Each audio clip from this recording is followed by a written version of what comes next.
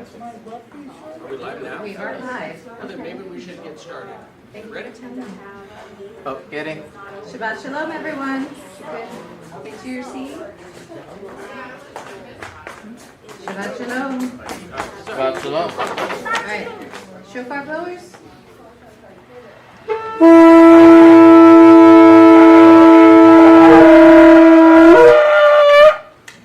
Assemble Israel. Shabbat Shalom. Shabbat Shalom.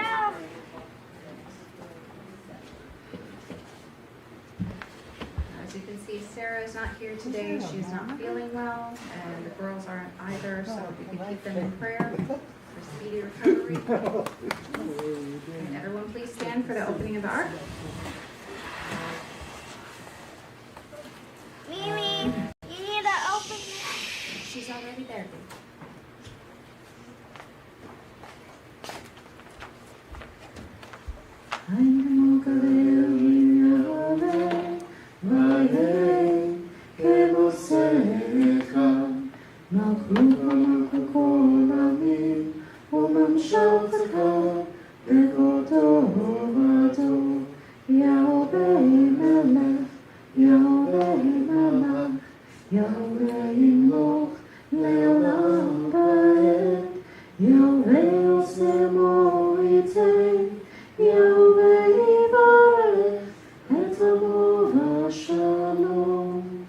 There is none like you among the Elohim, Yahweh, and there is nothing like your works.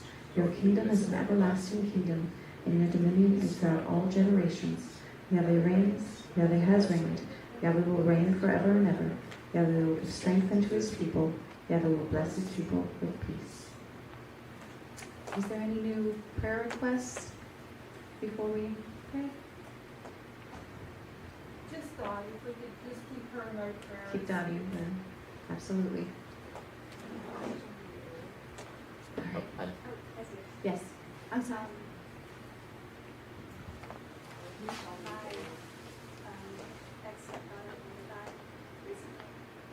I'm sorry, I can't hear you. It's okay.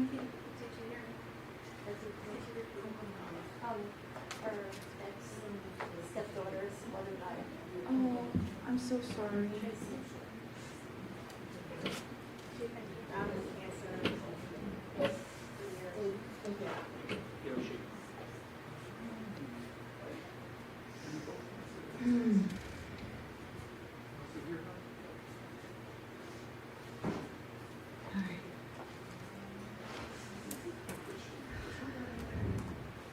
Father, we pray for peace today. We pray for comfort for those who are hurting, for those that we want to comfort and aren't able to right now. Pray for peace and healing. We pray for those who are sick and are suffering. We pray that your shalom and your mercy and covering would pass over them, so that and cover them and shelter them in your wings. There is so much going on in the world that we don't have any control over. You are sovereign. You know it all. Thank you, Father, for leading us and guiding us, and help us to put it in your hands. Let the anxieties and the worries go, and allow you to work your work. In your Son Yeshua's name. Amen.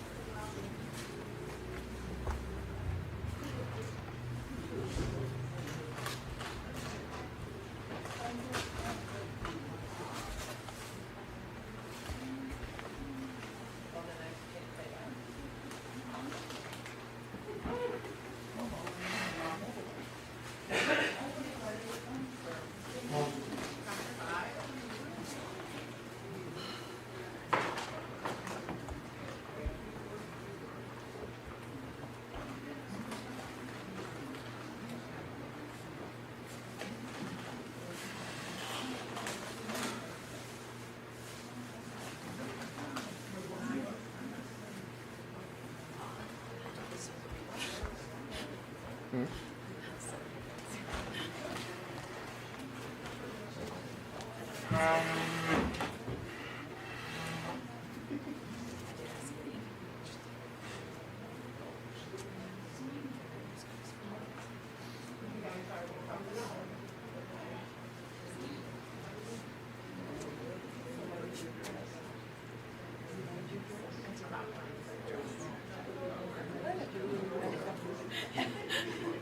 similar, yeah. We try to match.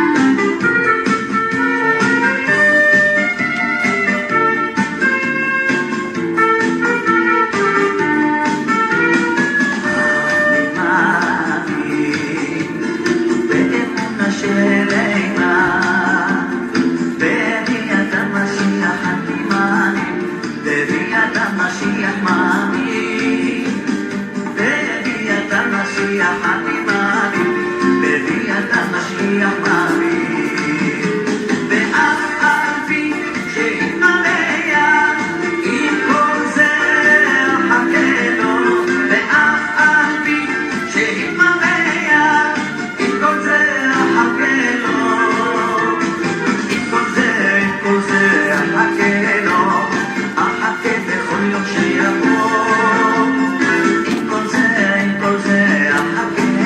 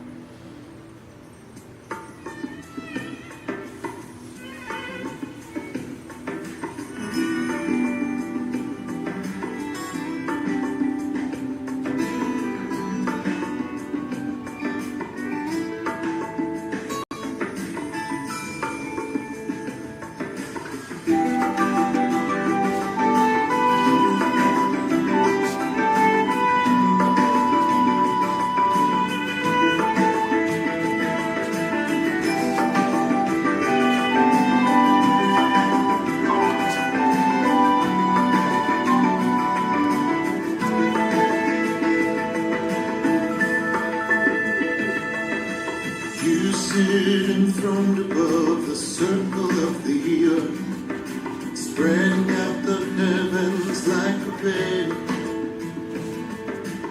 You hold the universe so firmly in your hand, reaching out in love to all the world. And your most high God, holy is your name. And your most high God, holy is your name. No one can know the secrets hidden in your heart, mysteries beyond reach of man. No one else commands the sun to rise and then to fall. All creation heeds the great I am. And your most high God, holy is your name. And your most high God, holy is your name. And your most high God, holy is your name. And your most high God, holy is your name. Elohim El Shaddai, Yeshua Adonai, let the glory of your name be magnified. Lord Most High.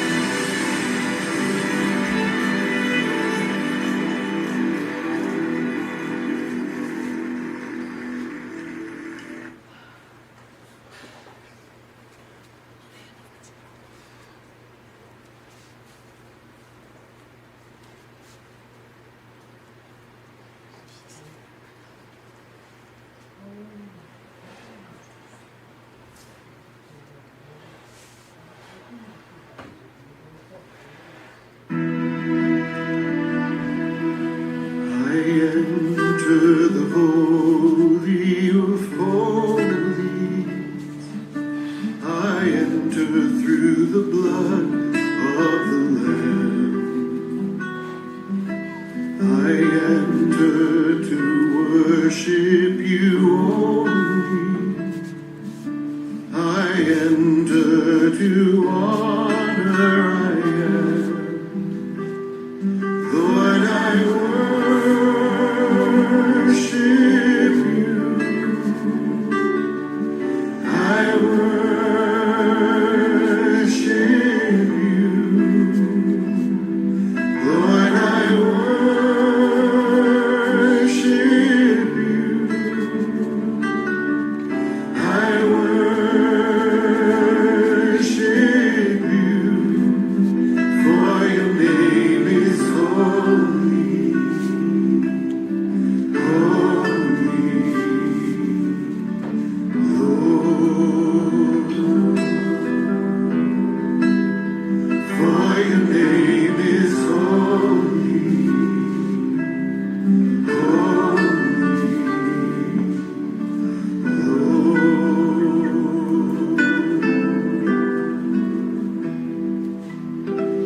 enter the holy of holies. I enter through the blood of the Lamb. I enter to worship you only. I enter to honor. I am. Lord, I worship you. I worship you. Lord, I worship you. I worship you. For your name is holy, holy, Lord.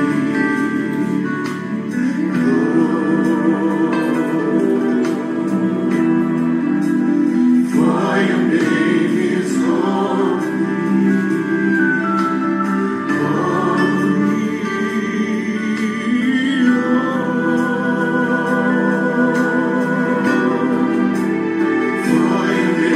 is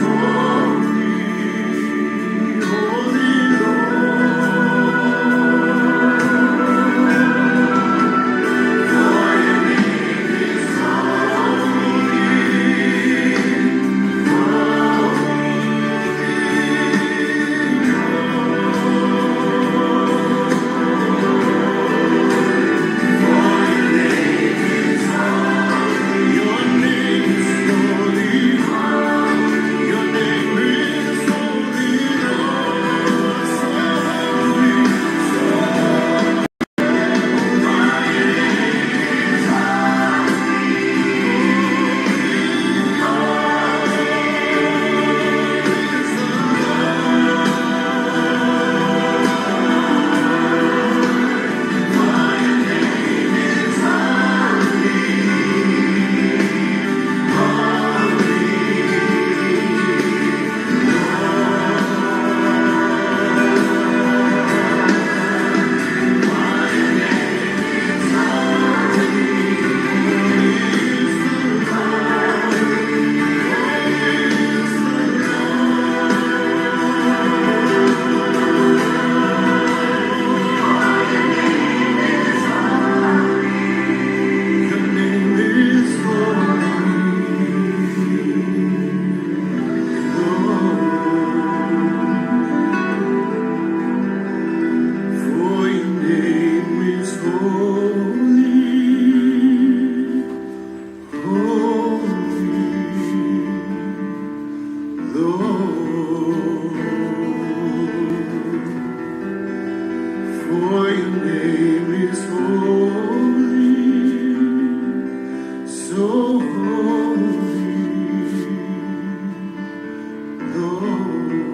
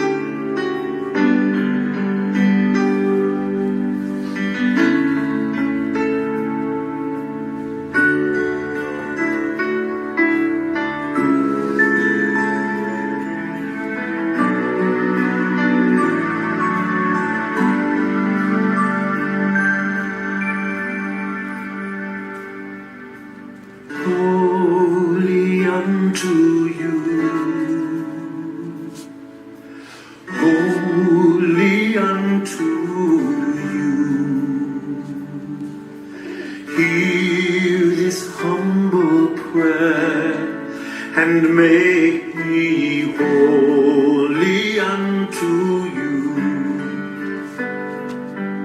Kadosh, Kadosh Lecha. Kadosh, Kadosh Lecha. Hear this humble prayer. Make me Kadosh, Kadosh Lecha.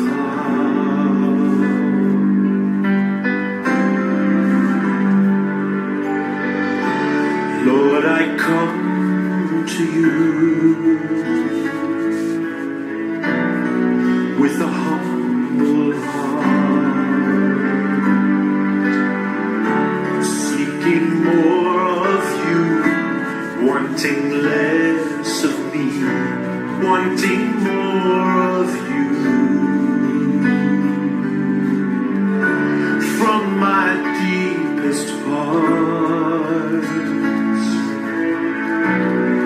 God of mercy, comes an urgent prayer that my heart's desire is to you draw me. Holy unto you, holy unto you. Hear this humble prayer and make me holy unto you. Kadosh, Kadosh Lecha. Kadosh, Kadosh Lecha. Hear this humble prayer. Make me Kadosh, Kadosh Lecha.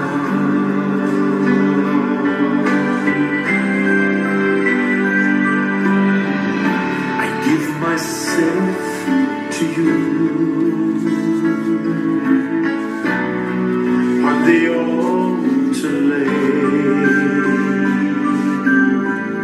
Spirit, come and fill, so that I can more follow and obey. Let your light more shine in this wounded heart, clean and purified, so that you can pour of yourself impart.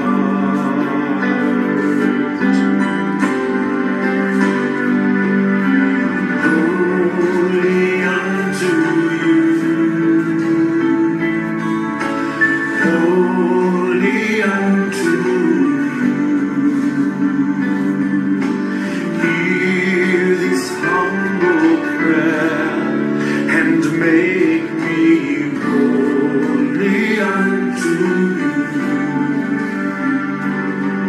Kadosh, Kadosh Lecha. Kadosh, Kadosh Lecha. Hear this humble prayer. Make me Kadosh, Kadosh Lecha.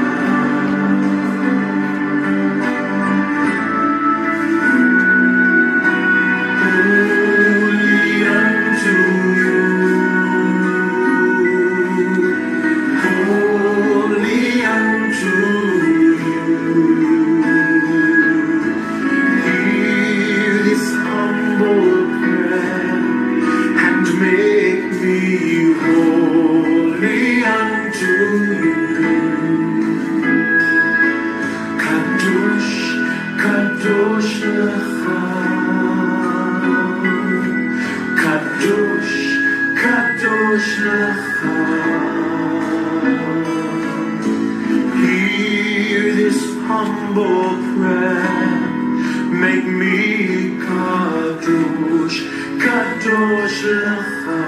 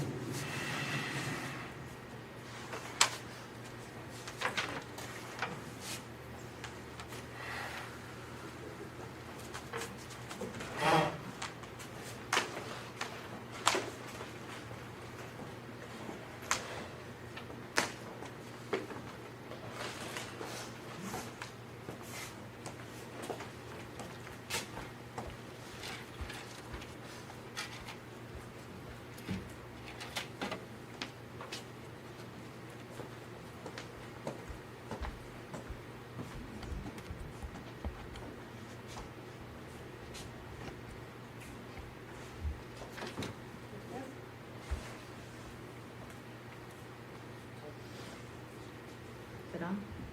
Okay. Shabbat Shalom again. Everyone please stand for the Shalom.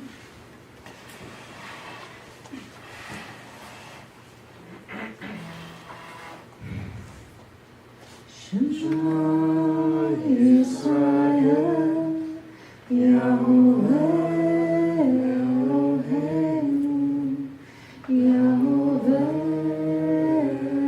Echad. Baruch Shem Kevod, Malchuto, Leolam Vaed. דרכת ותיאבק אלוהיך בכל לבבך ובכל נפשך ובכל מאודיך, והיו הדברים האלה אשר אלוהים צאתך ביום הולדתך, ושמתם לבניך בדרך ותרבם בשבתך ובלכתך ובשבתך ובקומך, ושלתם היו בידיך והיו כתובות בין עיניך, וכתבתם המזוזות ביתך ובשעריך. Hear us, Yahweh Elohim, Yahweh is one. Blessed is the name of his glorious kingdom for all eternity. And you shall love Yahweh Elohim with all your heart, with all your soul, and with all your might. And have these words which I command you this day be upon your heart, and you shall teach them diligently to your children. And speak of them when you sit in your house, when you walk by the way, when you retire, and when you arise. And you shall bind them for a sign upon your hand, and let them be between your eyes. And you shall write them on the doorposts of your house, and upon your gates. Ve'ahavta l'recha kamocha, and you shall love your neighbor as yourself. Can I be seated?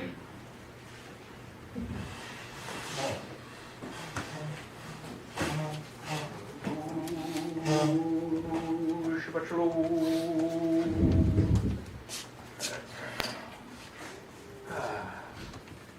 Shabbat Shalom, everybody. All right, now that we are through with Hanukkah and all of that, next week we're going to dive back into Luke and start having fun with that again. Today we're going to be covering the Haftarah section of Ezekiel 37. I have taught on this numerous times, but this has really started to come up lately. And I don't have it on YouTube yet. It's on Facey Space somewhere. I've never been on Facey Space, so I don't know how it works, but they tell me it's somewhere. And so now it'll be on YouTube. But I don't think any of us would argue that it's been difficult. And it doesn't look like it's going to get less difficult. Even 10 years ago, we could not have foreseen the rise of anti-Semitism worldwide that we've seen. 20 years ago, it was, I'm not going to say extinguished, but functionally it was obsolete and extinguished. The only anti-Semites left were the dudes in the trucks with the mullets that you kind of already had an idea that was going to be an issue. And this has happened so quickly.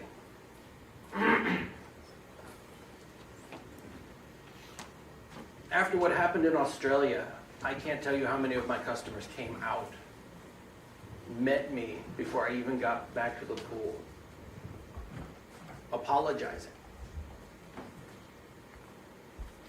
asking me how, as a community, we were doing.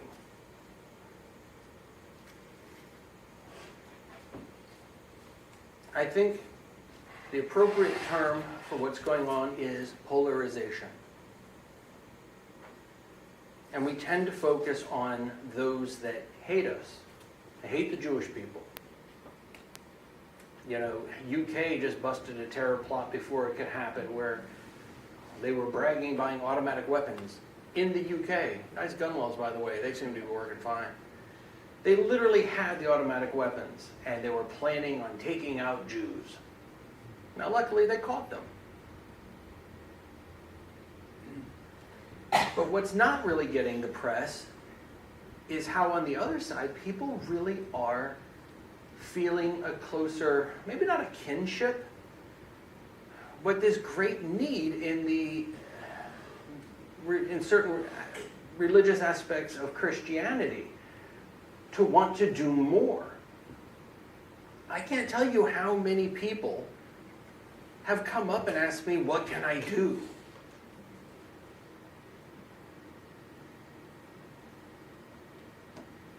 So this has really opened a bunch of conversations.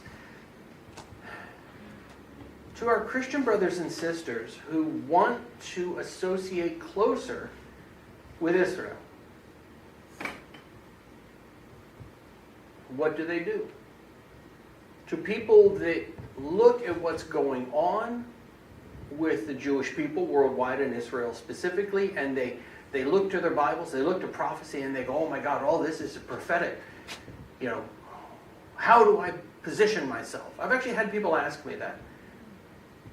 On a wider scale, they're like, oh my God, all this, man, I can see the Bible in it, you know, and how do I put myself in the right place? And I've had a number of people, do I need to convert and become Jewish? So this section actually really is important. And it's also a section that has been misunderstood. It is a section that has been used to divide people. So the first thing I tell any non-Jewish person is you don't need to convert. Now, understand, if you want to convert, if it's going to give you some benefit in your faith with God, that's an option, but you don't need to. I break people down into one of two groups. You're either a believer or a non-believer. And if you're a believer, then you have every right to approach God. If you're not a believer, well, we can work on that. And some people listen to that and went, okay. But then the next question is, well, how do I become this believer? Because I told him, I said, you don't have to, as you do realize that Judaism is specific, but Israel actually was something different. And that you don't have to become Jewish to join Judah in honoring God. That apparently, people look at me dumbstruck. And it usually leads to another question. When we talk about uniting Christianity, and let's use Christianity as our code word for those that believe in Yahweh Elohim, but they are not part of the Jewish people and don't have a basis in Torah. Okay, but they do believe in the Jewish God, and they feel a kinship in that way. And then Judaism is going to represent those that come from the line of Judah that have usually a basis in Torah, but they have no relationship with Mashiach. And these two groups running side by side, they don't know how to cross the divide. So when some of my Jewish customers would talk to me and we talk about this, they'd look at me and they go, so does that mean that all those people in the churches have to come to my synagogue and become a Jew? And I go, no, that's not what it means. Oh, thank God. And I'm like, I think I can understand why part of the world's pissed at us. I've talked to you for 5 minutes and I'm pissed at us. There's a certain level of arrogance that I get. Well, God, make me anything but a Christian. And I talked to one guy, I said, you do realize that most Christians are actually very supportive right now. Okay, the people that shut up the Bondi Beach, they're not the people in the churches around you. Okay, I know that to a lot, they don't recognize that Christianity is separate from, Islam is separate from paganism, Shintoism, everything else that, and of course the greater atheist secular groups. I said, you do realize that the people that are running around with these plots, they're not the people in the church. This isn't the glory days of Jim Crow where the Ku Klux Klan is a bunch of Protestants and Baptists running around burning crosses in your yard. The people that are after you now are not the Christians. On the other side, what I get a lot is, yeah, we all got to come together. I can't wait for Jews to become Christians. And I look at them and I say, is that necessary? Well, I don't know how else it would work. They all have to come to Jesus. Okay, well, that will make them a Christian.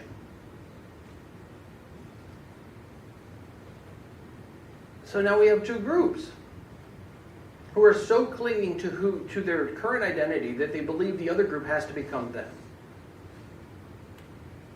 The Christians have to give up the Messiah and embrace Torah. Well, actually, with a lot of my Jewish customers, embracing Torah is not really necessary. And then on the Christian side, Jews have to give up Torah and embrace Jesus. But the implication is that both sides have to give up any semblance of who or what they are in order to join the other group and become entirely that. And I'm like, that's not right. That's not correct. If you understand Ezekiel, you understand that these two groups represent the groups found in the Church of Philadelphia. One guards the testimony, the covenant of Yahweh Elohim, and the other carries the testimony of Yeshua HaMashiach. Those two groups found in Ezekiel's vision, they are represented by Judaism and Christianity. And at no place in this section that we're about to read does it say that either one of them has to be completely dissolved into the other. That's not it. One doesn't become the other, and one doesn't take over the other. You know me, I'm not one of these people that's always rattling the cage. Oh my God, it's the end times. Armageddon's around the corner. Go get Grandma, put a pot on your head. I typically focus more on how are we living our lives. I typically say that prophecy will attend to itself. That when the anti-Messiah comes, you won't need me to squint in the book and go, hold on a second here. Let's see, yeah, marching down, did that. Oh my God, I think it is Satan. I don't think it's going to be that subtle. So I spend most of my time dealing with how are you living your life today? What decisions are you making today? How are you going to be a better believer today? How close do you feel to God? Let's work on that. But I mean, man, it is getting so polarized. It is getting so crazy. We were just reading that Israel now is moving forward with plans to try to decouple their military from our military.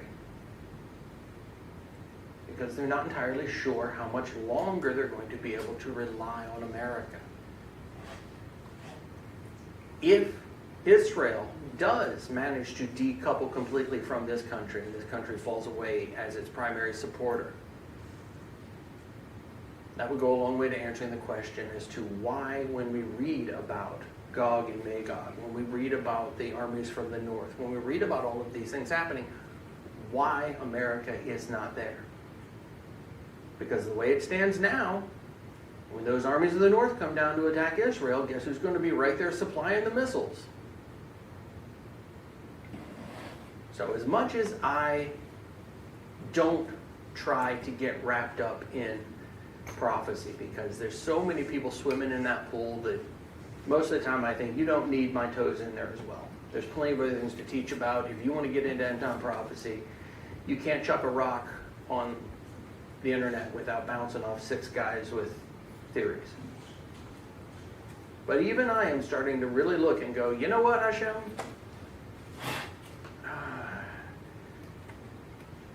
I'm not saying it's here, but it's getting hotter, and this certainly looks like a handbasket. So with all of that, I'm going to actually read Ezekiel 37. It's going to go out on YouTube, so the next time somebody asks me, I will be able to say, hey, there's a fancy thing, go check it out. Because this does, well, this lesson encompasses more than just Ezekiel. This whole section, to the best of my ability, the best of my research, and the best of my understanding, this is the method by which these two groups are going to come together. That Judaism and Christianity, the two peoples representing God, are going to come together and become Echad. So we're going to start here. Ezekiel 37:15. The word of Yahweh came to me.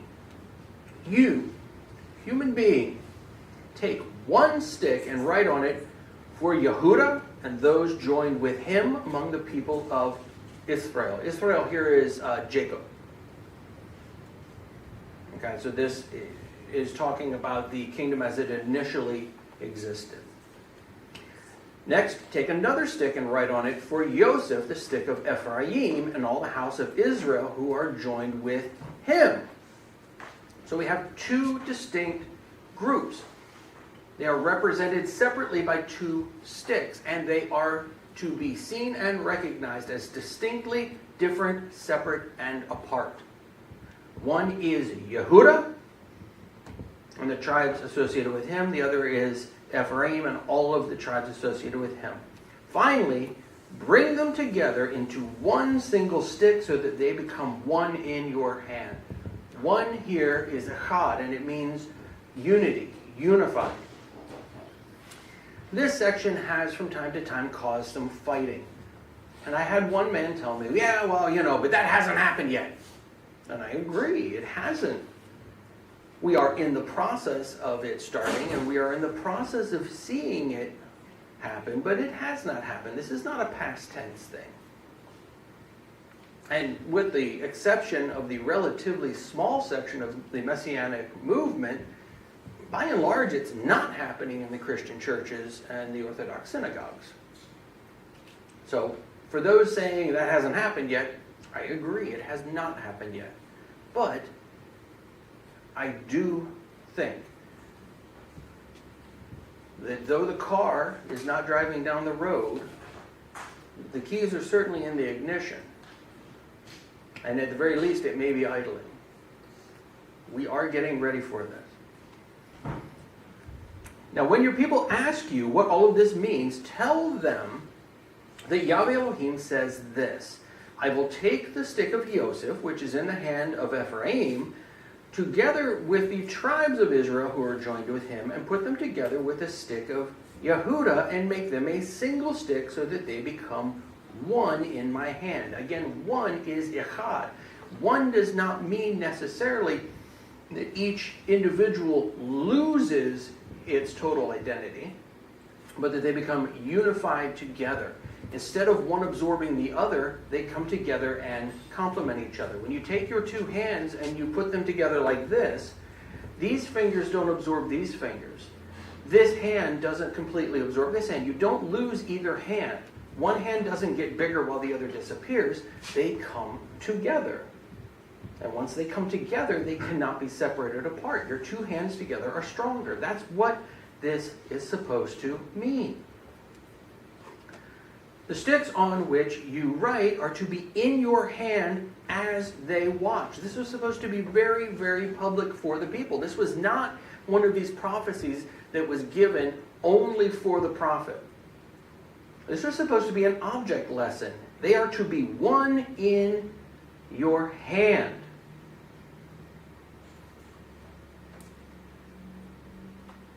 Then say to them that Yahweh Elohim says, I will take the stick, or I will take the people of Israel from among the nations where they have gone, and gather them from every side and bring them back to their own land. I will make them one nation in the land on the mountains of Israel, and one king will be king for all of them. They will no longer be two nations, and they will never again be divided into two kingdoms. They will never again defile themselves with their idols, their detestable things, or any of their transgressions. But I will save them from all the places where they have been living and sinning. And I will cleanse them so that they will be my people, and I will be their Elohim. My servant David will be king over them, and all of them will have one shepherd. This is a directly pointing to Mashiach ben David, Messiah, son of David. This will be the conquering king. This will be the reestablishment of that proper kingly line. They will live by my rulings and keep and observe my regulations. And that is really a key point. When people come up and they ask me, and sometimes you got to read the room. Sometimes they don't really want to know. They want to say nice flowery things. I'm on your side. But don't ask for too much. But other people genuinely want to know. How do I really approach God? How do I do this? How do I that? And this is where I tell them, you don't have to convert to Judaism to come under his covenant. He made one covenant with mankind. In one place where he defined righteousness and sin. And if you want to join with Yahweh Elohim, and if you want to be part of his people, you keep that. For those in the Christian church who would be coming under the banner of Ephraim, when you come and you are joined to your brother Judah, Judah's not going to become Christian. Okay? Expecting Jews to start eating pork, giving up all of the festivals, and honoring Easter is not the way this happens. Because God specifically says that all will live by his rulings and keep and observe his regulations. These aren't my words. I'm not throwing this on you. I am not telling you you have to give up pork. Because I'm not God. But when God tells you this is what he expects, stop arguing with me about it. They really do. I can't believe you're trying to put me under the law. I'm not trying to put you under crap. I'm going to be honest. I'm your pool guy. You asked. And God, in this book, you claim to be holy. He says his criteria is that you keep his rulings and observe his regulations. That's between you and God. If you have a problem with that, ask God why he wants to put you under the thumb of his rulings.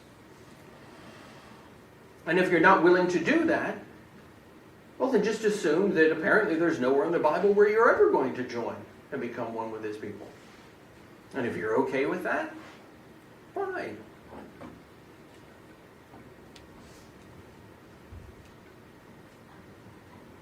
Yes? On the other hand, aren't Jews, Orthodox Jews, not believing in Christ, also not following the rules and regulations of the Lord? In a different way. Let's say you can be Torah observant without Mashiach. When you understand that part of the reason Mashiach came was to replace the temple cult that has been destroyed, then no Jew anywhere, no matter how Orthodox, has had a sacrifice for 2,000 years. So without Yeshua and his atoning blood, you cannot technically be truly observant. Okay? So in that way, you're correct. Okay? But that's the other side of the conversation. And I'm going to be honest, as much grief as I give the Christians for wanting to avoid the Torah, at least they don't threaten to kick me out of their house and off their property. Whenever I talk about the possibility that Mashiach and what he represents is an essential part of faith, that conversation goes tremendously poorly. You know, I've had people literally jump on the phone and call their nephews and cousins. This guy thinks I need to become a Christian. Hold on, first of all, I never said those words. Second of all, get me off a speakerphone.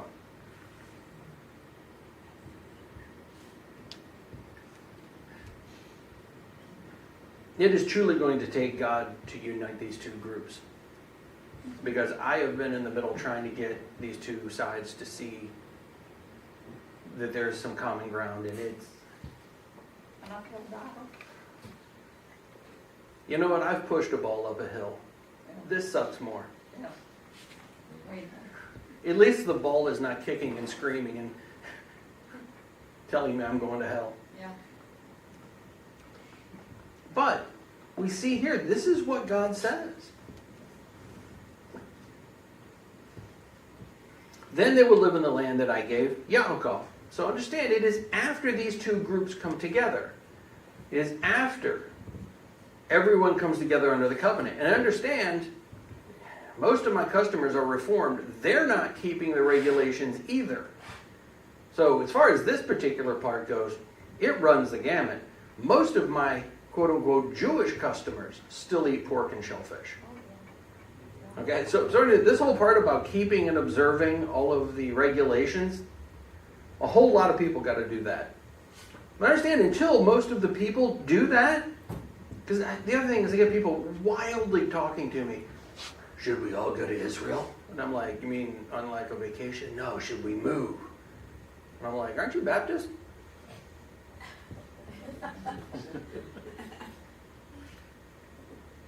Well, you know, if it's end times. I'm like, hold on, pump the brake. Why do you want to go to Israel if you think it's end times? So we can be safe. Have you not read the book? Read the book, people. I am not a Revelation scholar, and I can tell you that if there's one place that doesn't seem overly safe, it's the place that's going to be torn completely asunder and ground zero. So, yeah, but I have people all the time. I think I should move to Israel. If you think you should move to Israel, by all means, give it a try. I'm just saying, if you're trying to avoid becoming apocalypse, maybe Oklahoma's not so bad.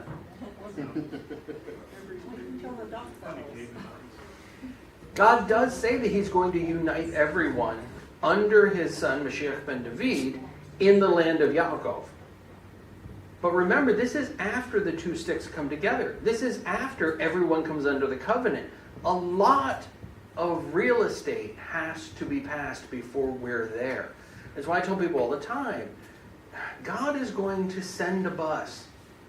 When he is ready for you to come to the kingdom, you won't have to sit there and second guess and wonder if you have to buy the flight tickets. God, he says specifically, he's going to come and get you. Okay? He's going to pull up out front and hit the horn. Okay? God's not subtle. When he really wants something, all subtlety goes out the window. He will literally part the sea and say, walk across. Okay? So don't stress about that. But Torah observance is going to have to come back to the main stream of believers before we're all ready to go over and live together in Israel. It says that they, their children, and their grandchildren forever will live there. Meaning that this is going to be the last time. And David, my servant, will be their leader forever. Which means that by the time we go back, Mashiach ben David will be literal king.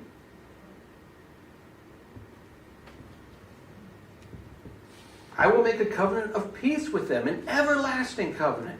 I will give to them, increase their numbers, and set my sanctuary among them forever. My home will be with them. I will be their Elohim. They will be my people. The nations, the Goyim, this is the entire world, will know that I am Yahweh. Hear about that. The Goyim will know that he is God. There's a whole bunch of people right now that don't even believe in God. But at that time, the entire world will recognize him. The nations will know that I am Yahweh, who sets Israel apart as holy when my sanctuary is with them forever. That part is obviously end-time prophecy. That is end-game prophecy. Yeshua is back. He's ridden the white horse. We've had the Battle of Armageddon. Everything's going on. The entire world is now going to recognize God in his place on his throne. Now, why is this section important to us? Well, in order to understand that, we have to see what leads up to it. The reality is that most people think that Israel and Judah are one and the same. And today, when you look at modern day Israel, it's easy to, well, that's Israel. They're all Jews. But originally that wasn't the case. Modern day Judaism is a section of the original nation. This leads to the question, how did the kingdom of Jacob, the kingdom ruled by Solomon, ruled by David, how did it become two separate nations? How was it divided, north and south? Well, 1 King tells us the story of how the nations of Israel were divided in the year 390 BC. In chapter 12, we find out that after Solomon's death, his son Rehoboam took the throne. We will read 1 Kings chapter 12, starting with verse 3. And it tells us that Jeroboam and the whole community of Israel came and said to Rehoboam, "Your father laid a harsh yoke on us, but if you will lighten the harsh service we had to render your father and ease his heavy yoke that he put on us, we will serve you." Have you ever read the book of Ecclesiastes? Okay. The dude in Ecclesiastes, okay, and almost all agree that this was Solomon. That entire book is about a man spending his fortune to try to figure out what is good, just, and righteous. And he goes through wisdom, he buys houses, he takes on many wives, he tries opium, he tries alcohol, he tries everything. Do you know who foot the bill for that bender? The people. The palaces, the temple, all of it was funded by the people. And you must understand that Israel was never a wealthy nation. They weren't a great port. They were on the caravan road that led from Egypt over to the lands of the east and the Persian Empire. But Israel was never a wealthy nation. They weren't rolling in cash. So funding everything that Solomon did put a heavy, heavy burden on the people. And now that Solomon, the great king, is dead, the people of Israel are genuinely asking, hey, can we pump the brakes a little bit? We have been wrung dry. We have been taxed to death. And we get it. Wisest man that ever lived. We're very proud of him. But we paid for all of his wives. We paid for all of his chariots. We paid for all of his palaces. We paid for all of his opium. We paid for his excess. I think any of us in this, anyone who's ever been taxed and felt overtaxed can recognize this. We are not an overly wealthy people. You've wrung us dry. If you will ease this heavy yoke, we will serve you. That, to me, that's a good deal. I mean, they're basically telling him, we will gladly serve you. We will gladly accept you as king. You will not have a problem. Just ease the heavy yoke of your father. I think we can all nod and say, hey, you know what? I would ask for the same thing.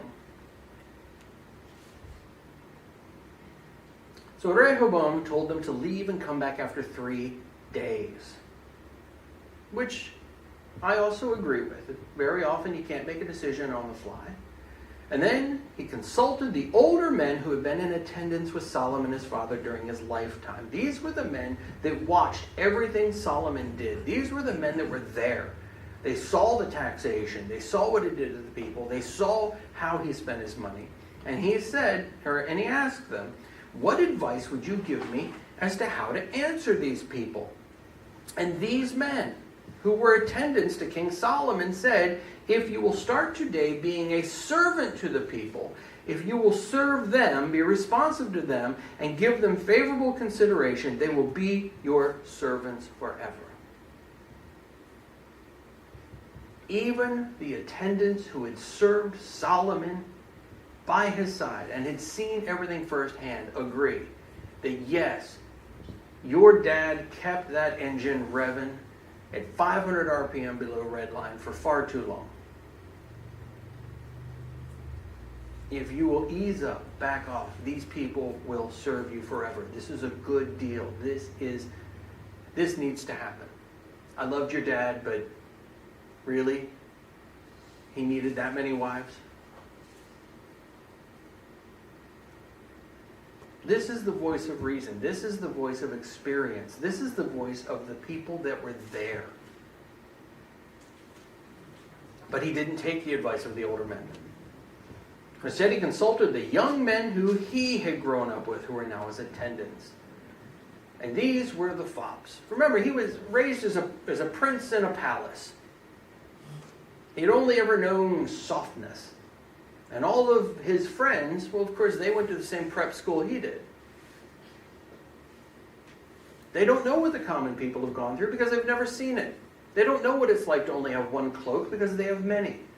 They've never had to worry about how the harvest went because the palace always had food. They're completely cut off from the realities. They've always had a... not a salary. What's the thing that you give to kids? Allowance. Thank you. They've always had an allowance. They've never had to earn a buck. And he asked them, what advice would you give me so we can give an answer to these people who said, lighten the yoke that your father laid on us? And the young men who had grown up with him said, these people who said to you, your father made our yoke heavy, but you make it lighter for us, here's the answer you should give. My little finger is thicker than my father's waist. God, you've met these kids. If ever there was anybody shouting to get punched in the mouth, it's these little people. Not today, Satan. Not today. No more potty mouth. But you've met these kids. Spoiled, entitled, snotty. They haven't earned a darn thing in their entire life. And they're going to stand up and they're going to push themselves up and puff themselves up and make themselves more and more by belittling the people that do. Yes, my father burdened you with a heavy yoke, but I'm going to make it heavier because I'm a man. My father controlled you with whips. I will control you with scorpions. Because, yeah, that's how you get the populace to love you. Be an a-hole about it.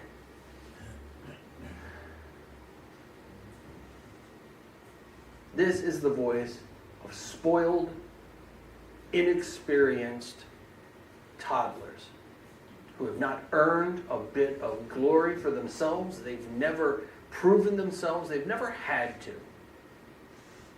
They were given the platinum card that had no limit. They don't know what it's like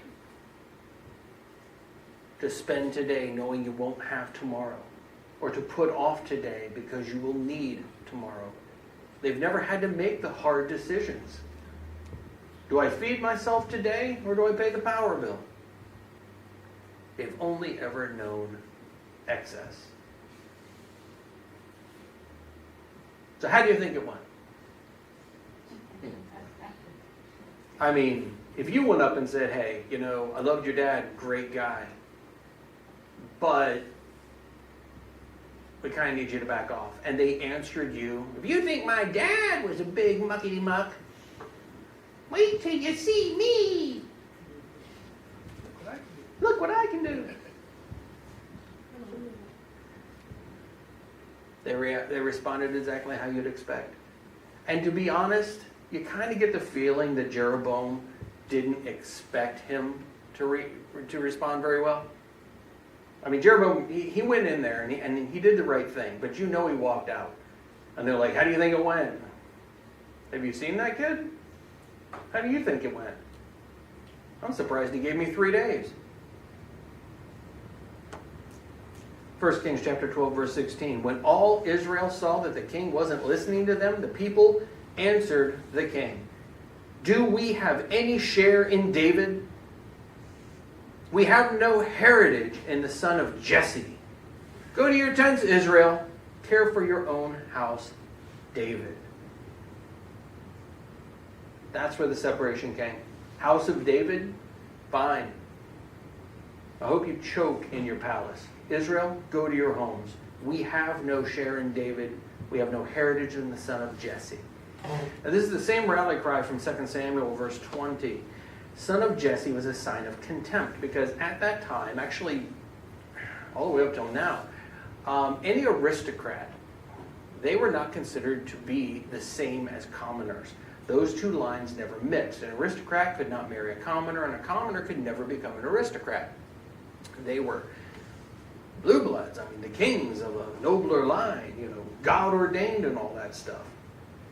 So to call David son of Jesse is to say that David was a commoner, the son of a commoner. Basically, you're no better than we are. You may think you're better, but you are descendants of commoners, not kings. The pharaohs are kings descended from kings. You are descended from Jesse, who was a commoner. That was a huge slap in the face. So Israel left for their tents. They then proclaimed Jeroboam as their king. And in response, Rehoboam assembled all the house of Judah and the tribe of Benjamin, 180,000 select soldiers, to fight the house of Israel and bring the rulership back to Rehoboam, the son of Solomon. Can you imagine Rehoboam when all of a sudden the northern kingdom separates and says, fine, you're not ours anymore. And all of a sudden Jeroboam is called king. Man, he must have blown a gasket. How dare they? I made a proclamation, darn it. Isn't he cute? What is he, like 3 apples tall? I didn't even know a Smurf could yell like that. So he literally brings together an army, 180,000 select soldiers from Judah and Benjamin, because he's going to go take the people back. But Yahweh Elohim stopped them, saying, you are not to go up and fight your brothers, the people of Israel. Every man is to go back home, because this is my doing. And credit where credit is due, they paid attention to the word of Yahweh and turned back as Yahweh told them to. Even with all the craziness going on, even though he is an entitled little snot, when God put his foot down and said, don't do it, this is my doing, everybody turned around. Kudos. Because I'm going to be honest, if I were a betting man, I would have sworn that little snot would have gone marching anyway. God be damned. But no, they listened. Baruch Hashem. Now all of this fulfilled the prophecy given to Jeroboam by Ahijah, the prophet of Shiloh, in 1 Kings 11:29. So understand, this prophecy had been given to Jeroboam before he even went. So he knew it wasn't going to work out. Ahijah took hold of his new cloak that he was wearing and tore it into 12 pieces. I'm going to be honest, whenever people tell me, I'm a prophet, I'm like, really? Prophets, they didn't have a good time. Literally, did you hear that? He had to take hold of his new cloak. You know what? Darn it. Oh, I just got this cloak. Golly. All right, fine. Tore up his new cloak. Comes home in his old cloak. What happened to your new cloak? Stop. And he said to Jeroboam, take 10 pieces for yourself. For here's what Yahweh, the Elohim of Israel, says. I am going to tear the kingdom out of Solomon's hand. I will give 10 tribes to you, but he will keep 1 tribe for the sake of my servant David, and for the sake of Jerusalem, the city I have chosen from all the tribes of Israel. So, what tribes became the northern kingdom of Israel? Reuben, Gad, Simeon, Yitzchar, Zebulun, Manasseh, Ephraim, Dan, Asher, and Naphtali. All of those troops became the northern kingdom. This left Judah with Benjamin and the Levites, who weren't counted among the tribes because of their special status to Yahweh Elohim. So now we've identified who the 2 sticks described in Ezekiel represent. The 10 northern tribes and Benjamin and Judah. These are the groups represented by the 2 sticks that are going to become Echad. These are the 2 that are going to become reunited to live in the land as they were originally supposed to. But how is it that today, when we think of Israel, we only think of Judah and Benjamin. How is it that we don't think of Yitzchar, Asher, Naphtali, Zebulun, Reuben, Simeon? How come when we think of Israel, we don't ever think of any of those? We only think of the Jewish people, and we think of Israel exclusively as the Jewish state. Where'd the northern kingdom go? How did they get lost? Seriously, you had like 10 tribes. What'd you do? Like the northern kingdom went out for cigarettes and just never came back.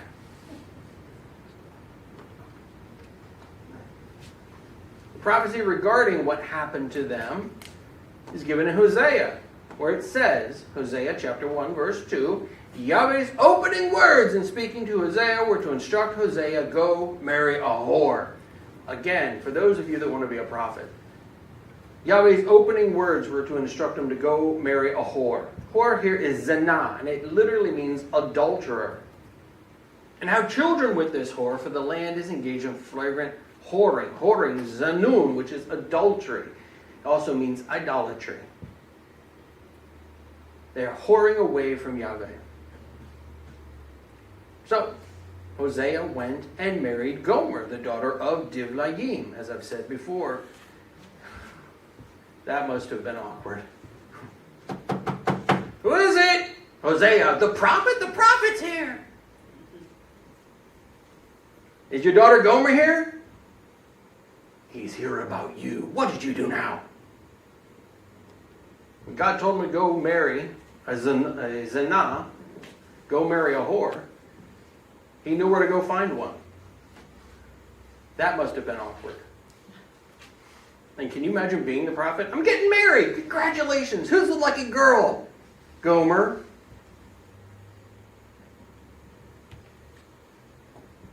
But they got married. She conceived and bore him a son. Yahweh said to him, call him Yisrael, because in only a short time I will punish the house of Yehu for having shed blood at Yisrael. Yisrael means God will sow. I will put an end to the kingdom of the house of Israel. When that day comes, I will break the bow of Israel in the Yisrael valley. She conceived again and bore a daughter. Yahweh said to him, name her Lo Ruchama, unpitied, for I will no longer have pity on the house of Israel. By no means will I forgive them, but I will pity the house of Yehudah. I will save them, not by bow, sword, battle, horses, or cavalry, but by Yahweh their Elohim. After weaning Lo Ruchama, she conceived and bore a son. Yahweh said, name him Lo Ami, not my people, because you are not my people, and I will not be your God.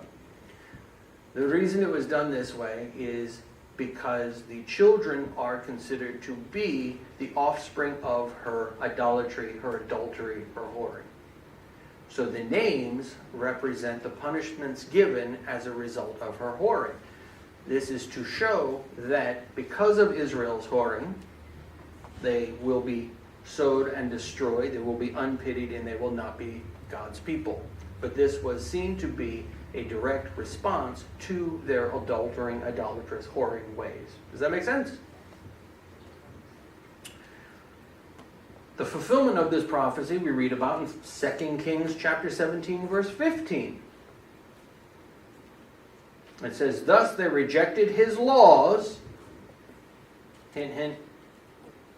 Nudge, nod, wink, wink. What did they do? They rejected his laws, his covenant, which he had made with their ancestors, and the solemn warnings he had given them.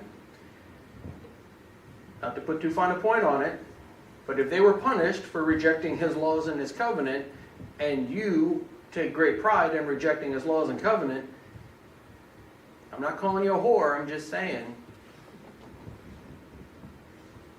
you are wearing a whore's outfit.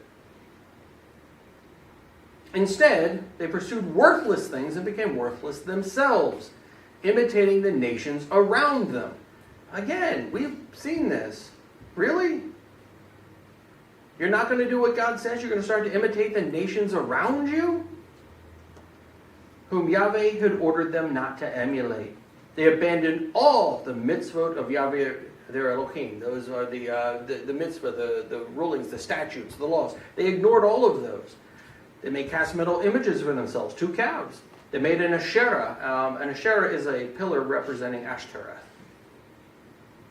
They worshipped the whole army of heaven, angels and astrology. I love people like, oh, I pray to the angels all the time. And I'm like, dude, whoever told you to pray to an angel?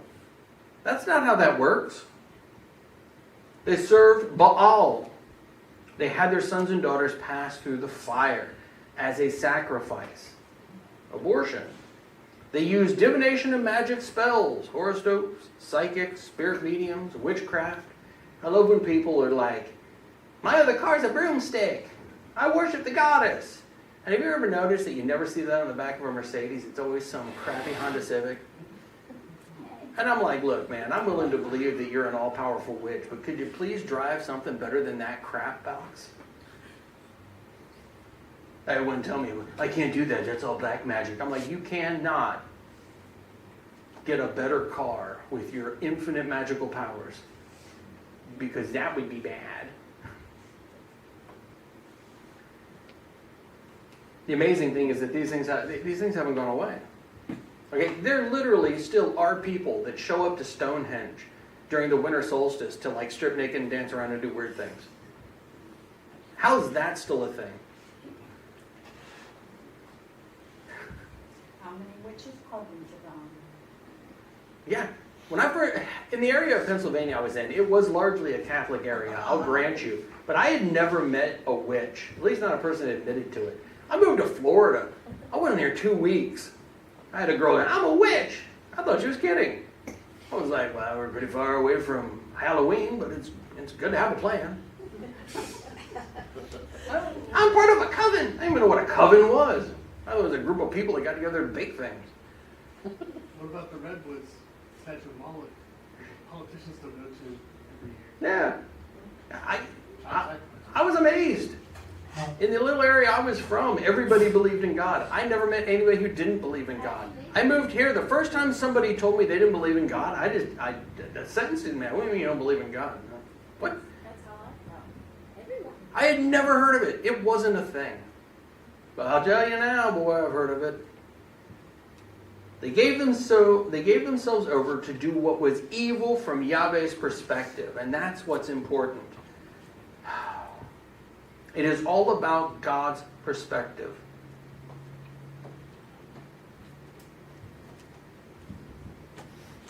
Have you ever seen a dog? Well, of course you've seen a dog. Have you ever seen a good dog? We're all good. Have you ever seen a bad dog? No. Okay. Not you. Trust me, if you've never seen a bad dog, you don't get out enough. Step onto the back porch to try to clean the pool with Cujo. Slobbering over. I'll tell you right now, you didn't realize Cujo was a boxster. Anyway.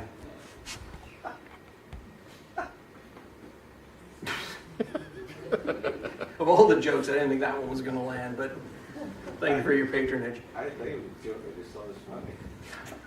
I have a love-hate relationship with boxers. They are either the nicest dog I've ever met or they're trying to kill me. And I never know which until it's happening. The boxers have always strangled themselves with their own saliva. I hate boxers. When it comes to dogs, what designates a good dog from a bad dog? Good Our perception. Our perception. In the Bible, where does it say how a dog needs to act? It doesn't. A dog does what a dog does. Literally, all dogs go to heaven because it's impossible for dogs to sin because God has made no criteria for a dog. A dog does what a dog does. Whether it's licking you to death or biting you. God's like, don't get me involved. We determine a good dog from a bad dog. As the owner, you determine the rules. This is acceptable behavior. This is unacceptable behavior. Do you understand that? As far as the dog goes, those rules are binding. They either get the treat or they get the rolled up newspaper based on whether or not they meet your criteria. Does that make sense? Okay. God set the rules. He decides what is good behavior and bad behavior. He establishes righteousness. He establishes sin. Apart from God, there are no rules. I love when people ignore the Bible and throw a bunch of other rules on me. I was smoking a pipe one day and a Baptist told me, that's a sin. I was like, what's a sin? Smoking. This is a sin. Yes. You have pepperoni on your pizza. Yeah. How is smoking a sin? You started telling me all about this convoluted, well, really, your body is actually the sanctuary. You're defiling the sanctuary. No, I'm not. This is a $300 pipe. I smoke good tobacco. Well, still, and I said, so hold on a second. Whoa. When God flat out said, don't eat pig, he didn't mean that. But through your convoluted logic that my body is now the new temple and sanctuary, smoking a pipe is defiling the sanctuary, but eating a pig, the animal God literally says don't do, that's not. You are the very embodiment of a Pharisee. Congratulations. You've ignored God's law and created a law of your own. If Jesus showed up today, you would be the ones trying to throw him in jail because he disagrees with you. Has he never heard of the incense that goes up to God? The rabbi who trained me was an avid pipe smoker. And when he found out I was a pipe smoker too, he was happy. The difference is he chewed his bits, his stems. He would chew them until they broke. And then he found out that I could re-stem pipes. And I swear to God, the only reason he agreed to teach me or wanted to teach me was because I fixed his pipes. But he told me, and he was serious at the time, because he never wasn't smoking a pipe. If he wasn't standing at the beam, he was smoking all the time. He said, pipe smoke is a fragrant aroma to Yahweh Elohim. Yeah. And I thought, I like that. All of that is a convoluted way of saying that they were doing what was evil from God's perspective and ignoring what it is he wanted them to do. They had separated themselves from his criteria. They rejected his laws, rejected his covenant, and started doing other things that were evil from God's perspective. If you claim to have a relationship with God, and you are ignoring specifically what he put in the book, to insert any other set of rules and criteria from any other source other than God, you are guilty of this crime. I'm not saying you're a bad person. I'm just saying you are guilty of this crime. If you have ever told anybody that they're not allowed to gamble because it's a sin, and you are working on Saturday, you may be the problem. And the reality is, you don't have to justify your actions to me. Quite frankly, with all due love and respect, I don't care. I got enough problems keeping my own darn car in the right lane. I can't drive your car for you. But one day, you will be standing before a judge, and you're going to have to justify to him why you ignored everything he ever said to go do your own thing and call it righteousness. And I'm just saying, as much as I have to answer for, at least I won't have to answer for that. That is what these people that were made lo ami and lo ruchama, that is what they were guilty of. And I see it playing out now. Very often we're still guilty of the same darn thing. I can't tell you how many people go to church and still read their horoscope. And they put more faith in the horoscope. Hand me the ham sandwich after reading my horoscope. Oh my God, it says my lucky numbers are this. I'm going to meet somebody today.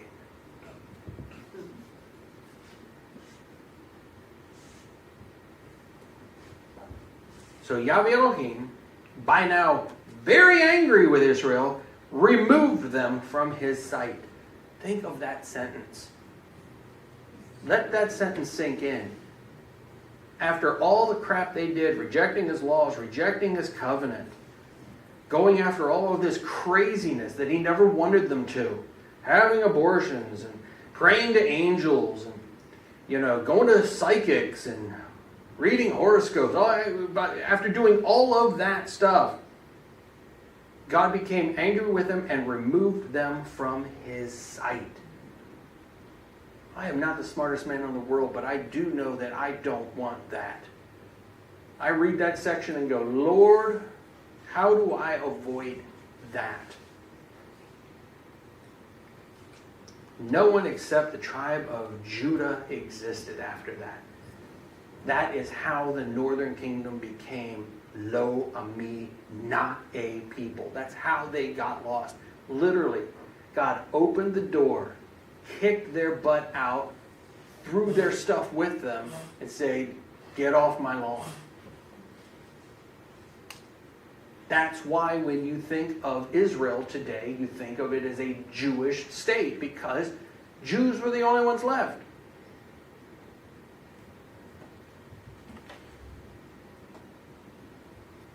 So, now we know how and why the 10 tribes got that way. But how many people are we talking about? Whenever you read these biblical stories, you tend to think of like a couple thousand people. Whenever you read about the Exodus, you think of a couple thousand Jews walking through the desert like hippies. We tend to think in those terms, that these were small groups of people. Are we dealing with small groups of people? When you realize that there were between 3 to 6 million Jews, or 3 to 6 million Hebrews walking through the desert, it really changes your perspective. So how do we figure this out? Well, 1 Kings tells us that Judah and Benjamin's fighting men numbered 180,000. You remember the army that Rehoboam got together that God said, turn it around and go home, and they did? That was 180,000 men. The last census of the people appears in Numbers chapter 26, where that number of Benjamin and Judah's fighting men was 122,100. That gives us two numbers, and even I can math. Well, I can sort of math. My calculator can math. 180,000 minus 122,100 is 57,900 people. That's a 47% increase. Divide that by the 471 years from 1401 BC, when the people entered Canaan, to 930 BC, when the kingdom split, and you get a 0.1% increase per year. Does that all make sense? Yes? Okay. Numbers 26 tells us that the 10 tribes had a combined size of 479,630 fighting men. If we apply the same growth pattern, 479,630 plus 47% equals 705,056 men, plus an additional 20% to account for the 208 years from the split in 930 to the dispersion in 722 BC, and you get roughly 846,000 men. These are the fighting men. If you take the size of the modern nuclear family, mom, dad, and 2.5 children, you get roughly 3.8 million people, or 3,807,000 people. According to the U.S. Census Bureau, the world population around 700 BC was 75 million people. That means that the northern kingdom of Israel would have accounted for roughly 5% of the total world population. Think of that. And that's a low estimate. They tended to have more kids back then. Okay, if we go with the low estimate, we're talking about 4 million people. 5% of the total world population. Out of every 100 people in the world, 5 of them were of the northern kingdom of Israel. If we had 100 people in this room and said, hey, everybody from the northern kingdom of Israel, step forward, you would have 5 people come forward. That's not insignificant. And again, you could make a strong argument that that number should be doubled. You can safely say 5 to 10% of the total world population was represented by the northern kingdom of Israel. And where did these people go? Well, some of them, when the Assyrians came in, some of them stayed and mixed with the Assyrians, and those are the Samaritans that hated the Judeans. But most of them just went out. They left. They were dispersed. These 4 million Israelites, let's say 4 to 6 million Israelites, have been mixing with the Goyim, the Gentile nations, for the past almost 2,800 years. Like 2,750 years. For 2,750 years, this 5 to 10% of the population has been mixing in. Have you ever made chocolate milk? Legit question. You have a big old thing of white milk. You add a little bit of chocolate and you stir it. Now when you first drop it in, it drops in and it doesn't really make much of a difference, but you give a little stir, all of a sudden it starts to change. Pretty soon, you don't have white milk, you have brown milk. That's chocolate milk, by the way. Is there any part of the white milk that's left? All of it. It's all chocolate milk now. And now that it's chocolate milk, can you ever extract the chocolate back out and make it white milk again? No, it is now fundamentally different. Hi, I'm your new neighbor.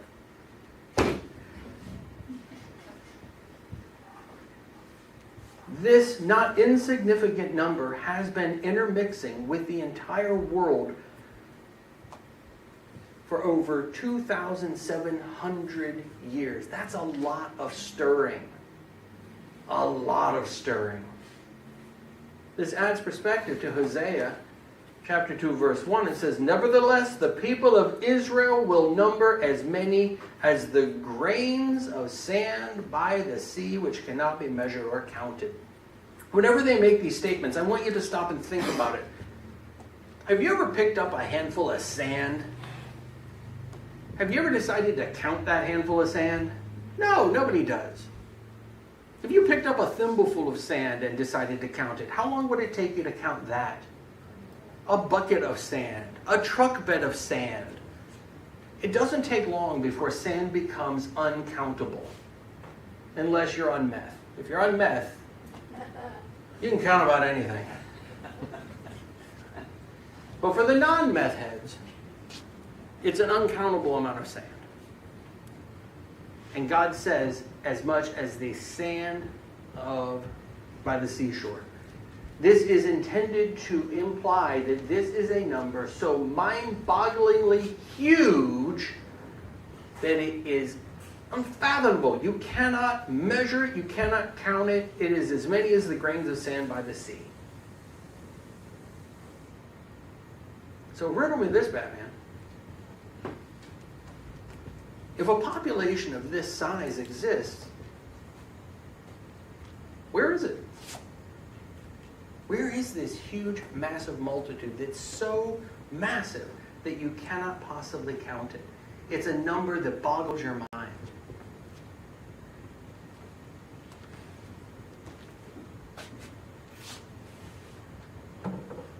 Well, the answer is, it's everywhere. You do see it every single day. Because remember that these people were made lo ami, not a people. These people that will number as much as the sand by the seashore are the people that have lost their identity. The thing that would set them apart so you would take notice of them is gone now. These are the people in your neighborhood, in your neighborhood, in your neighborhood. And if you're not of the tribe of Judah and you woke up this morning and looked in the mirror, congratulations, you probably just met one. And if you're looking in my mirror at the same time I was, they were attractive.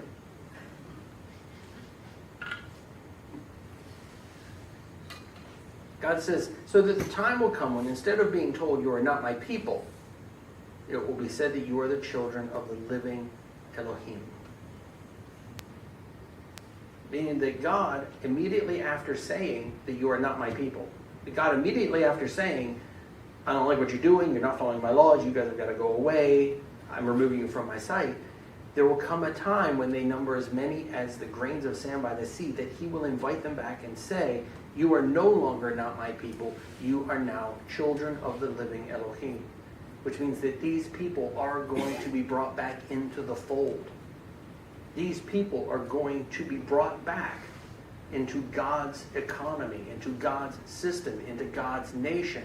And this isn't a small group. This isn't a couple thousand or even 10,000 Ethiopians. This is massive. People are going to notice. The tribes that were never made Lo Ami are going to have to make room. This is not going to be a small event that barely inconveniences. This is going to be knock down the walls. We have to build more rooms. And when is this going to take place? When will Yahweh call his people out of the Goyim, out of the nations, and do this? When will he join these two sticks together? When's all this going to happen?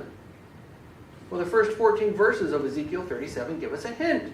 Ezekiel 37, chapter 1. With the hand of Yahweh upon me, Yahweh carried me out by his spirit and set me down in the middle of the valley, and it was full of bones. He had me pass by all around them. There were so many bones lying in the valley, and they were so dry. This is a field of death. And not just death, really old, ancient death. These weren't just bones. These are dry, shriveled up, long dead bones. And he asked me, human being, can these bones live? And I answered, Yahweh Elohim, only you know that. Then he said to me, prophecy over these bones. Say to them, dry bones, hear what Yahweh has to say. To these bones, Yahweh says, I will make breath enter you, and you will live. This is not a prophecy about God making something new. This is a prophecy about God reanimating and bringing back to life something long dead. That's important. It says, I will attach ligaments to you, make flesh grow on you, cover you with skin, and put breath in you. You will live, and you will know that I am Yahweh. So I prophesied as ordered, and while I was prophesying, there was a noise, a rattling sound. It was the bones coming together, each bone in its proper place. As I watched, ligaments grew on them. Flesh appeared, and skin covered them, but there was no breath in them.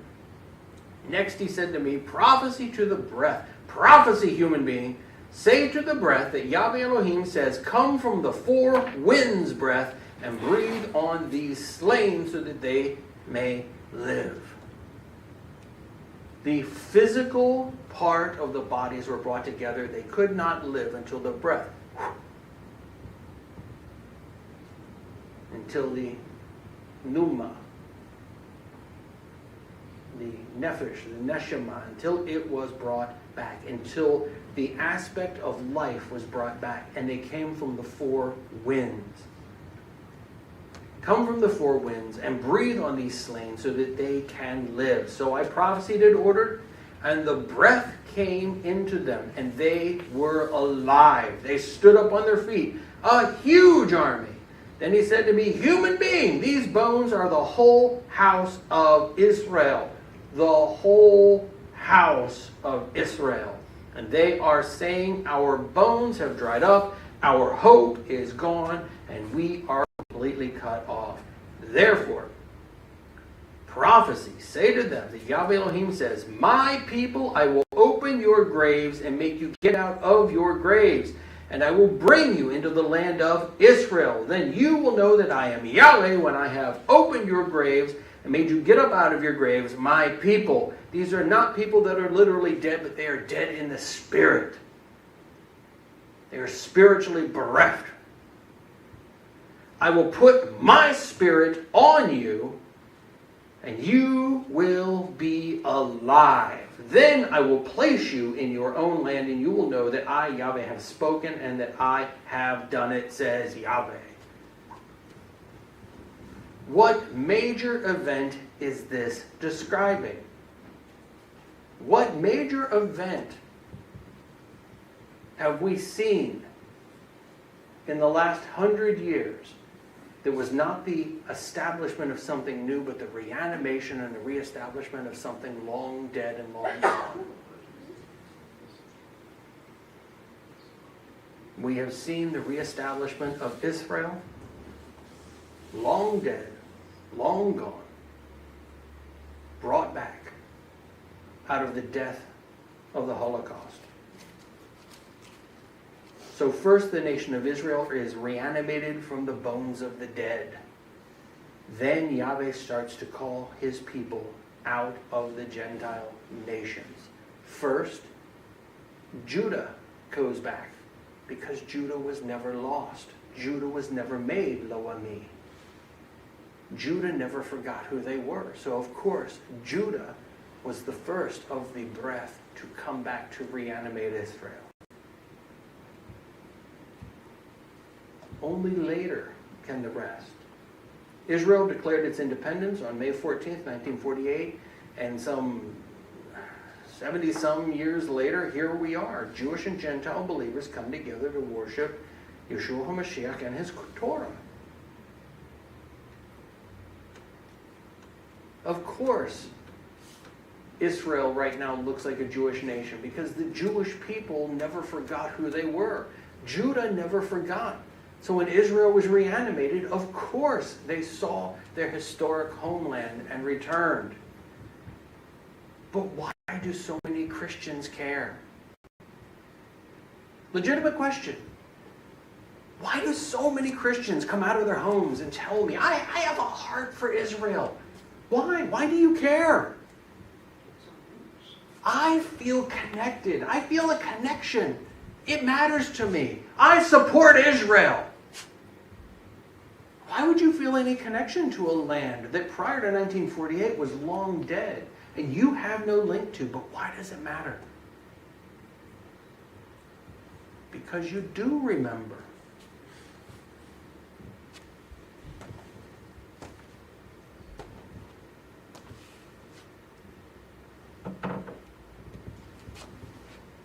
I've said this before, and I actually had somebody get mad at me once. God is a cheater. If you ever get a chance to play poker with God, don't. He'll be holding 5 aces. And since he makes the rules, you can't even tell him he's wrong. One of the ways God describes himself is that he is jealous. And he doesn't like to share. Out of the entire world. I mean, understand, God destroyed one world because they wouldn't follow him. Rose up a new people out of the descendants of Noah. And he said, I'm not doing that again. When the world took a left again, he rose up Abraham. From Abraham, he rose up one nation. Do you think Yahweh Elohim, supreme creator of the universe, was happy with one small nation? When you looked at the map back then, you had the Roman Empire, and you had the Syrian Empire, and the Egyptian Empire, and you had all of this going on, and there's this tiny little postage stamp there. Do you think God's like, I get it, I'm the big grand muckety muck of all things, but I'm really happy having this postage stamp? There were more people following Jupiter. Let that sink in. Now, if you were a 4D chess player that got to make the rules as he went, and he was a dirty cheater, how would you fix this problem? Well, what if you wanted everyone to come under your covenant? You had 6 million people leave Egypt. They stood at Sinai. They received his Torah, his covenant. They received his constitution. They made up his nation. And God was already thinking way ahead because that's what God does. And he was like, you know what? I want everybody. Well, you would wait for the northern kingdom to screw up. You would make them lo ami so they forgot who they were. You would send them out and you would mix them around until every single person in the world, with the possible exception of a few tribes that were really, really isolated, but for the most part, every single civilized nation in the world that has shared people coming and going, intermixing. If you've ever done a DNA test and they hand back to you what looks like a Jackson Pollock painting and you're like, gosh, I thought I was German. And you got like 8 things. It's because we have been in a blender for almost 2,800 years. And those 5 drops representing the 5%, they have been in that blender all along, growing exponentially.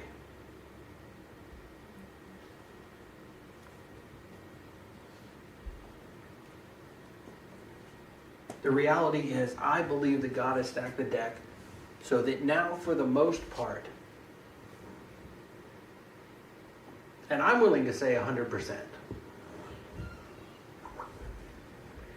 there is not a single man, woman, or child that does not represent at least one drop of Hebrew blood that stood before Yahweh Elohim at Sinai.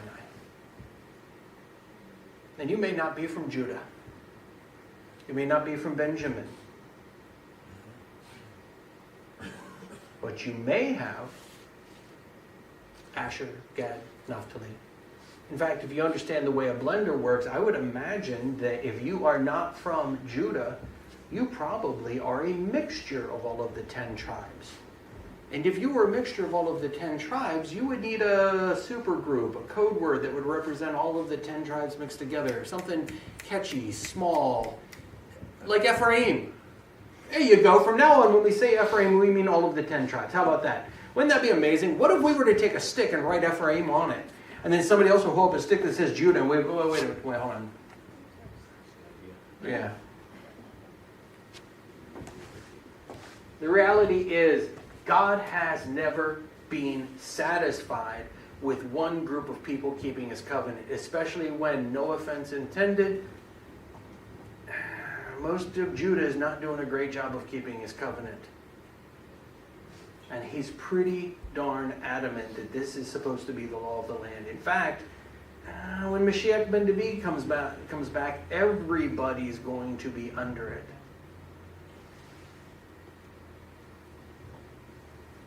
So I do believe that when it talks about the people will number as many as the grains of sand by the sea, which cannot be measured or counted, it's because that's literally everybody. So that when he says, so the time will come that instead of being said, you are not my people, it will be said that you are children of the living God, he means everybody. All of us. If you do not come under the banner of Judah, guess what? You are Ephraim. And if you don't recognize that, congratulations, you're still lo ami. But what's it going to take to figure it out? Micah chapter 4, verse 1. But in the Akari Hayamim, the last days, it will come about that the mountain of Yahweh's house will be established as the most important mountain. It will be regarded more highly than the other hills, and people will stream there. So, God's nation will be reestablished. Listen to this. Many Gentiles, many Goyim, will go and say, come, let us go up to the mountain of Yahweh, to the house of the Elohim of Jacob. He will teach us about his ways, and we will walk in his paths. For out of Zion will go forth the Torah, the word of God from Jerusalem. Who are these people that are going to learn about God's ways and follow his path? Specifically, Gentiles. In the last days, the Gentiles will take it upon themselves to learn God's Torah, to learn His ways, and to walk His paths. They will take it upon themselves. They were not born to it. They were not trained from childhood. They are not part of Judah. They are Goyim. And they will, of their own accord, learn God's ways. It goes on in verse 6. When that day comes, says Yahweh, I will assemble the lame and gather those who were dispersed. Who were those that were dispersed? The Lo Ami. Along with those that I afflicted. Who did He afflict? That would be Judah. The northern kingdom got dispersed. The southern kingdom that was never dispersed got afflicted.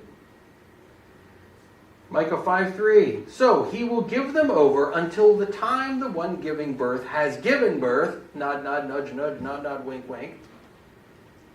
That seems kind of on the nose. Then the rest of his brothers shall return to the sons of Israel.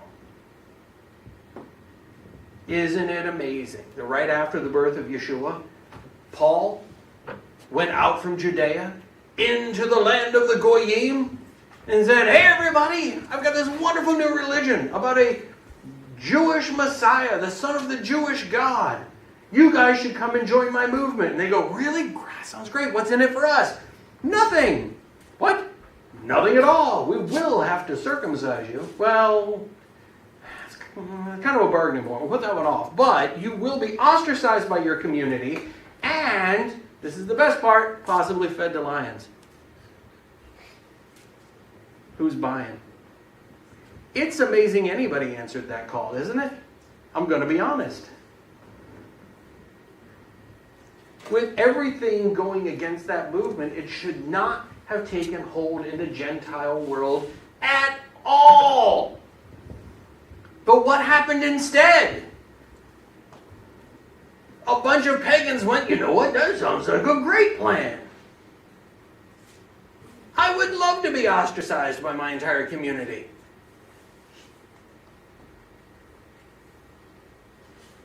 Because they were the first generation of Lo Ami to start to figure out who they were. They felt a calling to follow the son of the Jewish God. He was their gateway into a relationship with Yahweh Elohim. They had not been born to the covenant, and there was no way they were going to learn it, because if a goy ever walked into a synagogue, they were shown the door back out again. But the reason that Paul found an audience was because people felt a calling to return to the Jewish God through his son. Christianity has been the vehicle by which the Lo Ami have been finding their way back to their Father. It should not strike anyone as odd that many people coming out of the Christian church are starting to look and say, I want to know the Jewish roots of my faith. It should not strike anyone as odd that Messianic communities have sprung up around the world of people not born to the Torah that take it upon themselves to say, I want to do that. Many Gentiles will go and say, come, let us go up to the mountain of Yahweh, to the house of the Elohim of Jacob. He will teach us about his ways, and we will walk in his path. We see that happening. We've seen that happening in this room. This isn't some fanciful what if. Today, right now, there are countless communities where Gentiles out of the Christian church have gotten together to learn about God's law. And they've taken it upon themselves. We are watching that prophecy. Ezekiel 39:28 says, then they will know that I am Yahweh their Elohim, since it was I who caused them to go into exile among the nations, and it was I who regathered them to their own land. I will leave none of them there anymore. Jeremiah 16:14. Therefore says Yahweh, the day will come when people will no longer swear as Yahweh lives, who brought the people of Israel out of the land of Egypt, but as Yahweh lives, who brought the people of Israel out of the land to the north and out of all the countries where he drove them. For I will bring them back to their own land, which I gave to their ancestors. If you are of Judah, congratulations. You are of the kingly line. You were never, ever made lo ami. Yahweh Elohim has allowed you to remember and recognize your covenant relationship with him for the last almost 3,000 years. But you have paid the price for that. You have been afflicted. You have carried the banner, and you deserve all respect.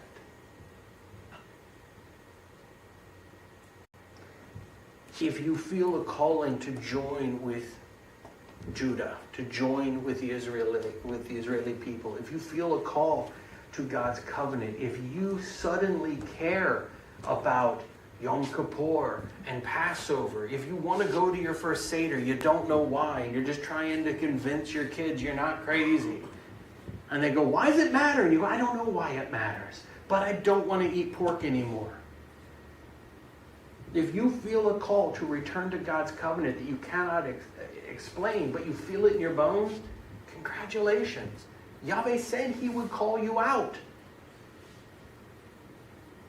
Why would it be strange that you feel called out?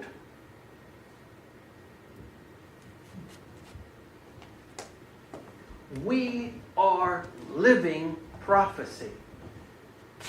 Now, you're right. This hasn't happened yet because it is happening. This isn't a past tense. In fact, we are still in the beginnings. The first stage was that the pagans adopted some form of relationship with Yahweh Elohim through his son. It was a bastardized, paganized version that was completely devoid of his covenant in Judaism. But it did keep the testimony of Yeshua alive. Ephraim has been long established. It is as Ephraim becomes self-aware and of their own accord tries to establish a covenant relationship with God that they earn the right to be written on a stick that will be joined with Judah. So there is no place that Judah has to become Christian. And Ephraim does not need to become Judah. Ephraim does need to come back into a covenant relationship with Yahweh Elohim. And at some point, Judah is going to have to recognize that though they did reject Mashiach ben Yosef, Messiah son of Joseph, that Mashiach ben David will be their king. And they will recognize that God never truly abandoned Judah without a sacrifice, without an atoning sacrifice, without a temple. He shifted the focus. And that it doesn't make you any less Jewish to believe in the atoning sacrifice, the blood, the kippur, the covering of Yeshua HaMashiach. Just like you're not spitting the face of Yeshua if you follow God's instructions. These two groups have still a bit of learning to do before they're ready to come together. So you're right, this has not happened yet. But it is starting to happen.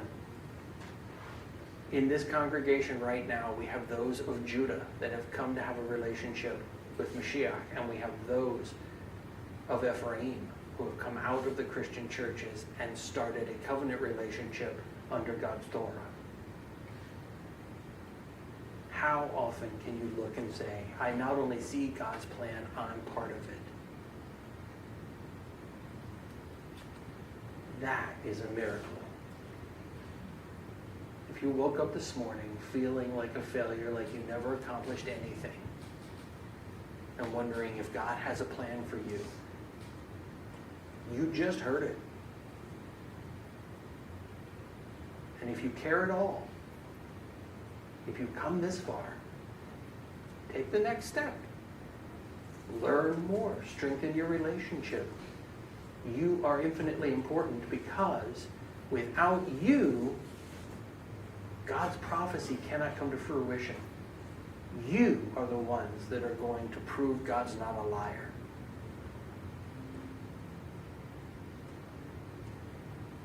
I remember going back 30 years ago when the Messianic movement wasn't even what it is today. There are people in this room that have been in the Messianic movement that long. Now, Messianic congregations are popping up everywhere. Florida, Central Florida especially, but Florida in general has always been kind of a hotbed for this movement. But now, there are people contacting us from Idaho. Do you know where there's a Messianic congregation around us? I've never even been to Idaho. But you know what? We'll check. My own in-laws owned a Christian bookstore for 35 years. When we first came to Torah observance, oh my God, I bet their heads spun around. They accused us of works and legalism and all this other craziness. And I'm from that area. I'll tell you one thing that didn't exist. That was a synagogue, much less a Messianic synagogue. After 10 years of Sarah and I walking this path, you could have knocked us over when her parents called us one day and said, a Messianic congregation has started up in our area. We're going. And by the way, we've stopped eating pork.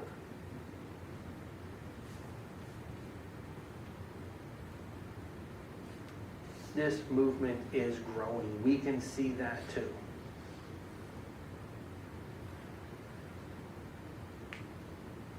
So to those of you out there that are not yet in a Messianic congregation, I'm not telling you what you have to do, but I am saying you do not have to give up necessarily who you are and become, quote unquote, a card-carrying Jew. You don't have to go through a conversion class. That's not what the prophecy says. It does say that you're going to have to learn about God's mitzvah, His laws, His rulings, and you're going to have to adopt them. If you do that, then you don't need to become, quote, a Jew. You will be part of Ephraim, and you will be represented in that stick. If you are part of Judah, if you are a card-carrying Jew, if you are of that line and have always been of Judah, you don't have to stop being a Jew to join your brother Ephraim. Understanding that the stick of Judah carries the commands of Yahweh Elohim, and the stick of Ephraim carries the testimony of Yeshua HaMashiach. When those two groups come together in the hand of Ezekiel, what do they become? The Church of Philadelphia. The only church that does not have to live through the wrath of God. Now, for you Christians, that matters. For you in the synagogues, if you haven't read that part, read it, because it kind of sucks for everybody else. I hope that answers questions. Whether you are a Jew, a biological Israelite, or a Gentile fellow traveler, you are infinitely important to Yahweh Elohim's plan for the future. And I am proud to be counted among you in them. Thank you for being here. Thank you for listening. Slap yourself on the back, because you are more important than you ever thought you were. And you're not alone. Shabbat Shalom.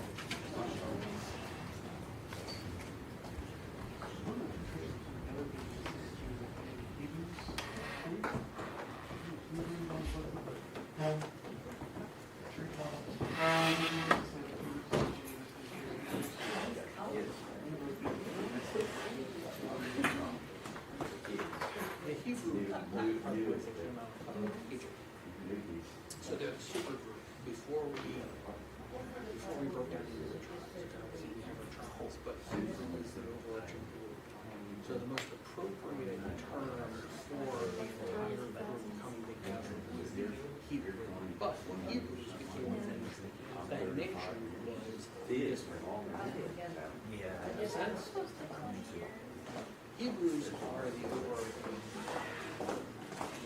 descendants of the nation of Israel. So these two people made up the nation of Israel. Oh, that book's a little different. Oh, wait, what am I doing? Sorry. We'll have to go through that book specifically. All right. Am I doing the blessings for the children?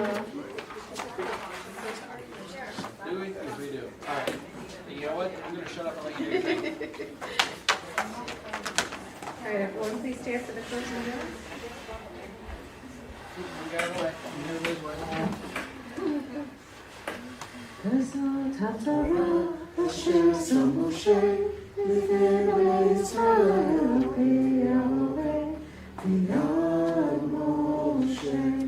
This is the Torah. This is placed before the children of Israel. I can't find my page.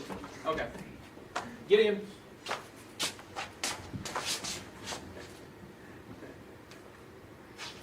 Yisamek Elohim, the Ephraim became Manasseh. May Yahweh make you a symbol of blessing as he did Ephraim and Manasseh. Thank you. All right, little ones.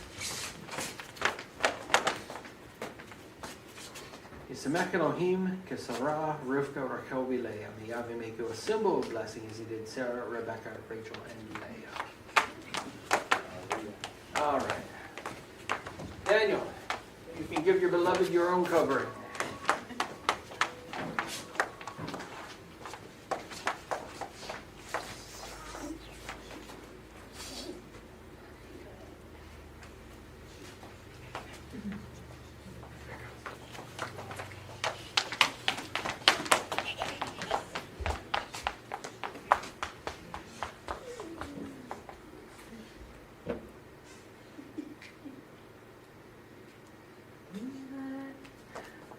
יברכך יהוה וישמרך, יאר יהוה פניו אליך ויחונך, יישא יהוה פניו אליך וישם לך Shalom. May Yahweh bless you and keep you. May Yahweh make his face shine upon you and be gracious to you. May Yahweh lift up his countenance upon you and give you peace. Okay, response? Can you do that? All right, Bradley, Daniel, Alex, I need to see you then. Yes, sir.